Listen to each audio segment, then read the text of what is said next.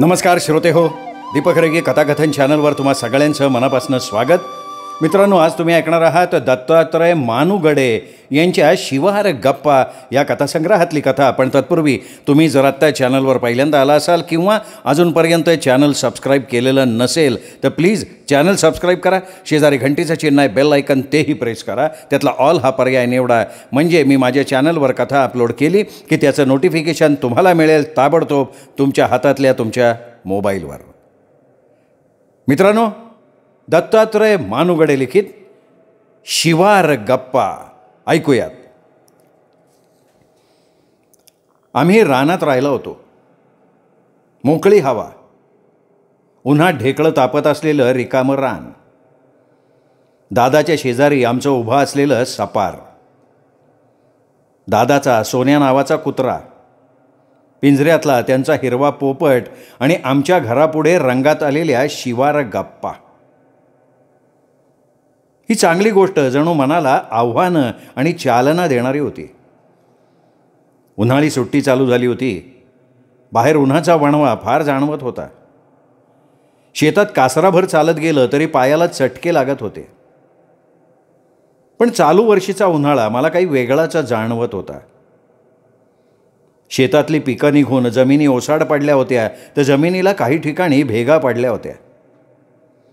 आमच्या शेतातून जाणारा ओढा आता बोडका पडला होता. या निसर्गाचा काय नियम असावा देव जाणे. 4-4 महिन्याला रूप बदलणारा निसर्ग तासात फुलतो काय, तासात उघडा पडतो काय, त्याचा नियम काय सांगावा. काही वेळा माणसं माणसासाठी थांबतील, पण निसर्ग थांबत नाही, ह्याला काय म्हणावं. आणि फुलांना सुद्धा तो निसर्गच सांभाळतो ना. जगणं सगळ्यांच्या वाट्याला येतं, पण जगावं कसं हे थोड्यांनाच उमगतं. जगणं म्हणजे केवळ खाणं पिणं लेणं नव्हे. आकाशातून फिरणाऱ्या पशुपक्ष्यांना सुद्धा धर्म असतो, पण प्रगल्भ मनोधर्म नसतो आणि आत्मशोध त्यांना शक्य नसतो. आत्मनिरीक्षण, भावभावनांचा फुलोरा ह्यामुळे माणसाच्या जीवनाला सौंदर्य प्राप्त होतं आणि माणूस सौंदर्यप्रेमी होतो. फूल हे माणसाच्या कलाविश्वाचं प्रतीक. माणूस प्रथम जगला पाहिजे म्हणून हा निसर्ग बदलत असेल का. या टवटवीत फुलावरनं मला ही कल्पना आजच का सुचावी. आकाशात लखलख करणाऱ्या चांदण्या चंद्राची सफर, आणि ती करत असताना मध्येच त्याला भेटणारा एखादा काळा ढग, याचा गेले कित्येक दिवस मी शोध घेत होतो. सफरासमोर माझ्या आईनं एक चटई टाकली होती. उन्हाळा मी म्हणत होता आणि हवेत उष्ण वारा मिसळल्यामुळे अंगाला काही क्षणात घाम येत होता. मी सफरापुढे चटईवर आडवा झालो होतो. वरच्या आभाळाकडे बघत होतो. चौथीचा अभ्यास संपला होता. मन आता थोडं रिकामं झालं होतं. गेले वर्षभर मास्तरांनी मला किती ताप द्यावा. मला सगळे विषय कळतात, पण गणित जमत नाही. विजय खोत, विजय जाधव, पक्या पिसाळ हे माझे मित्र गणितात हुशार आहेत. मला वाटतं गावाकडे जाऊन त्यांना आज आमच्या शेताकडे घेऊन यावं आणि त्यांना या चांदण्या मोजायचं काम द्यावं. ज्या चांगल्या ठसठशीत चांदण्या दिसतात त्या मी मोजेन. जे चांदण्या अतिशय बारीक आहेत, त्या काजव्यासारख्या चमकून लगेच गप्प होतात, त्या चांदण्या मी त्यांना मोजायला लावेन. गणितात ही मंडळी फार हुशार आहेत. मास्तर त्यांचंच कौतुक करतो आणि मला मात्र छडी. वा रे मास्तर. गेल्या आठवड्यात मी इतका चांगला निबंध लिहिला, त्याचं कौतुक मास्तरला काहीच नाही. मागच्या ओळीत बसून गाईडमधलं बघून ही मंडळी गणित सोडवतात का काय अशी मला ना शंकाच यायला लागली आहे. एवढ्यात माझ्या आईने मला हाक मारली. अरे काय बाहेर पडलाय तू? हां, काय चांदण्याचा शोध लावायचा काय तुला? आजीवाची सखी कुठं सोडली? काल दिसभर हातात पेन वही घेऊन आंब्याच्या झाडाखाली बसला होता. अरे निदान उन्हाळी सुट्टीत तरी गप बसत जा की. आता कशाचा शोध लावायचा ठरलाय म्हणायचा? अगं आई, मी कसला शोध लावतोय? मी काय शास्त्रज्ञ आहे का? पण मला आहे ना या चांदण्याची, निसर्गाची लय मजा वाटते बघ. अगं बघ की, एवढ्या उन्हाळ्यात सुद्धा गारवेली झाडाला फुलं आल्यात. झाड कसं हिरवंगार दिसतंय. एवढ्या कडक उन्हाळ्यात बी ते झाड जराही सुकलेलं नाही. मग मला सांग, या उन्हाळ्यात माणसं का सुकून जातात बरं? हा, लय शहाणा आहे रे तू मोठा होईपर्यंत असे सारखे प्रश्न विचारत बसला ना तर तुला पोरगे कोणी देणार नाही. झाली तेवढी माझ्या बाद झाली. हां, उगं एखाद्या गोष्टीला पागोळ लावत बसायची सवय तुला. उठ, ये जेवायला. आईचं ऐकून मी सापरत गेलो. रात्रीच्या वेळी रातकिड्याने झकास सूर धरला होता. अधूनमधून दादाचा सोन्या कुत्रा कशाचा तरी आवाज झाला की भुंकायचा. पण आज आजीनं तोंडाला मुसकं घातलं होतं, कारण वडील दारू पिऊन आले होते. कालच्या भांडणाचा तिला राग आला असावा असं माझ्या मनाला वाटणं साहजिक होत होतं. दारू पिऊ नको, शरीर बाद होतं, हे वडिलांना सांगून सांगून प्रत्येकाचे किमान 4-4 फेरे पूर्ण झाले होते. सगळ्या देवांनी त्यांच्यापुढं हात टेकले होते. मग माणसाची गोष्टच वेगळी. तेवढ्या शेजारची सखू आत्या आली. दादा अजून आमच्या दारात बसायला आला नव्हता. चंद्रसुद्धा आज थोडा लेट येणार होता. पृथ्वीवर चंद्राचं आगमन झालं म्हणजे आमच्या शेतीचा परिसर एकदम उजळून दिसत होता. बकऱ्याशिवाय उरसाला शोभा नाही, बाईशिवाय माणसाला शोभा नाही आणि चंद्राशिवाय पृथ्वीला शोभा नाही. त्यांची खाली खुशाली विचारावी. आम्हाला या शेतात शिरटेकर दादा, आनंद मामा आणि आत्तीये. मग चंद्र सूर्याला कोण असं विचारावं असं माझ्या मनाला वाटत होतं. पण आजच्या जेवणाला चांगली चव आली होती. मस्तपैकी बेसन उडदाचं डांगर, वरण, भाकरी, भात. मी पण बाहेर आलो. चटईवर बसत आत्ती म्हणाली, झाली का जेवणं? हा, झाली. तुमची? आम्ही समजली जण जेवलो, पण तानाजीची बायको राहिली मागं. का ग बाया? आजी म्हणाली, तिचा चांद आता कवा उगवायचा आणि कवा ही उपास सोडायची. आत्ती, आज काही संकष्टी आहे वय? मी विचारलं. वय बाबा. मग आत्ती, आज चांद किती वाजता उगवणार? कुणाला माहिती बाबा. आत्ती पुढे म्हणाली, आता विचार करा म्हातारबाई, या घरच्या बाईला घरात काय कमी आहे का? देवावर संकष्ट घालायला लागली ही. अहो, एक हात दुधात आणि दुसरा हात तुपात आहे तिचा. पोरगा काय आज ना उद्या होईनच की. काय लगे काय म्हातारी झाली का ती? अहो, देवाच्या मनात आलं का समज बराबर होतंय. उगा आपलं दिसभर नुसतं पाण्यावर राहायचं, घरात अन्न पडू नये. या हल्लीच्या पोरींला कसं शिकवायचं हे मलाच कळना. घरात 3 बायका 3 नमुन्याची आहे ती. त्यात एकीचं तोंड आडाकडं, दुसरीचं हिरीकडं. पर घरच्या 4 बायका घरात आल्या की घराचा तमाशा व्हायला किती वेळ लागणार सांगा बरं?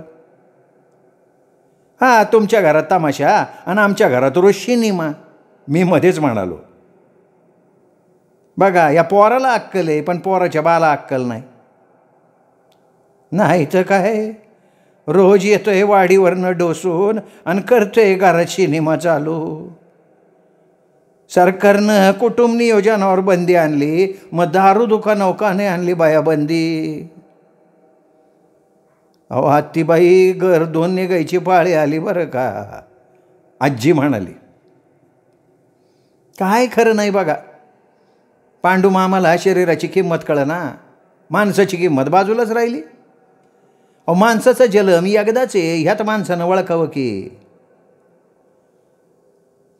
गुरुर ब्रह्मा गुरुर विष्णू गुरुर्देव महेश्वरा. आला वाटते हो.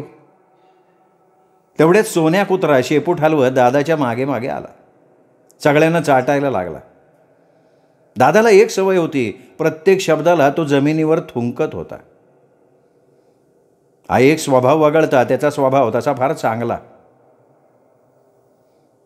तो हिरवा पोपट जणू त्या घराची शान वाढवत होता, हे काही नाकारता येणार नाही. दादाने ते घर खूप छान बांधलं होतं. त्यांना वाटायचं की घराला ज्ञान विज्ञानाच्या भिंती असाव्यात, विचारांच्या खिडक्या असाव्यात, उदारतेचं प्रवेशद्वार असावं. आणि अशा श्रद्धास्थानात राहणं याच्यासारखं दुसरं कुठलंही सुख नाही. समाजानं हे सगळं शिकलं पाहिजे. भावाचं भावावर प्रेम असलं पाहिजे. राम चाले वाटे, लक्ष्मण झाडे काटे कुठे, ऐसे नाही बंधू कोठे संसारात. राम वनवासातून जात असताना लक्ष्मण रस्त्यावरचे काटे बाजूला करत होता. त्यांची 2 मुलं ना मला राम लक्ष्मणासारखी वाटतात. कधी भांडण नाही, कधी तंटा नाही. असे हे आमचे शेजारी परत आम्हाला शोधून सुद्धा सापडणार नाहीत. पूर्वीची माणसंच काही वेगळ्या स्वभावाची होती. त्यांच्याजवळ प्रेम होतं, माया होती, माणुसकी होती आणि एकमेकांना मदत करणं हा त्यांचा मूळ बेस होता. त्यामुळे कोणाच्या उखाळ्या पाखाळ्या काढणं हे त्यांच्या स्वभावातच नव्हतं. सरळ मनाची माणसं हल्ली भेटतात कुठे. दादा आमच्या सपरापुढे आले आणि म्हणाले, काय म्हणालो मी? दादा अजून तुम्ही काय बोललाच नाही. मी म्हणालो, तू ग बसे, मोठ्या माणसात लहान आणि तोंड नाही खूपसू, आलं का नाही लक्षात? आणि काय रे, तुला काय शाळेत हे शिकवलं का मास्तरांनी? यावर मी दादांना काही बोललो नाही. दादाच पुढे म्हणाले, काय टिप्पूर चांदलं पडलंय म्हणायचं, शिवाय रामाचं बाजलं उगवलंय आज. काय रामाचं बाजलं? आणि ते कुठं असते? आज आकाशात मला तर फक्त चांदण्याच दिसतात, या बाजल्याची काय भानगड आहे? मी दादाला विचारलं. अरे ते तुला नाही कळायचं. दादा तुम्ही सांगितल्यावर सगळं कळतंय की मला. आकाशात चंद्र तारे असतात एवढं मी ऐकून आहे. अरे त्या चौकोनी चांदण्या दिसतात ना, त्याला रामाचं बाजलं असं म्हणतात. काय तुला आता नाही कळायचं? राम लक्ष्मण सीता वनवासाला गेली आईच्या हट्टामुळं. रामाला 14 वर्ष वनवासाला एवढं ऐकलंय मी. मग रामाचा वनवास संपल्यावर राम आकाशमार्गानं बाजल्यावर बसायला गेला काय? दादा दादा याचा पुरावा द्या मला. अरे पोरा, ह्याला पुरावा कशाला पाहिजे? हा देवा घरचा खेळ आहे. अयो, म्हणजे माणसासारखा देव बी खेळ खेळतो म्हणायचं की? दादा तुम्ही मला एक सांगा, तुम्ही नेहमी दत्ताची भक्ती करता, तुम्हाला देव दिसला का हो? अरे देव दिसायला काय तू काय बाजारचा भाजीपाला आहे वे? अरे पोरा, गुरु ही संज्ञा तशी पूर्वीपासून आहे. कुणालाही गुरु म्हणून संबोधणं ही लोकांची लहर आहे. शिक्षकांना गुरु मानणं ही सोय आहे.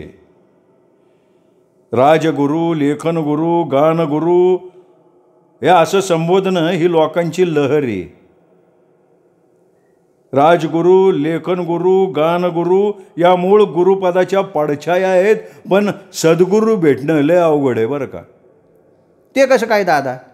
अरे ह्या युगात गुरु लय भेटतील, पण सद्गुरू भेटणं लय कठीण. गुरुमार्फत सद्गुरूकडे जाणं हे लय योग्य आहे. मग हा सद्गुरू ओळखायचा कसा? परमेश्वर हा सर्वांचा आद्य गुरु, त्याच्या स्मरणानं वागायला पाहिजे. पण परमेश्वर दिसत नाही, पदोपदी भेटत नाही, साक्षात मार्गदर्शन करत नाही.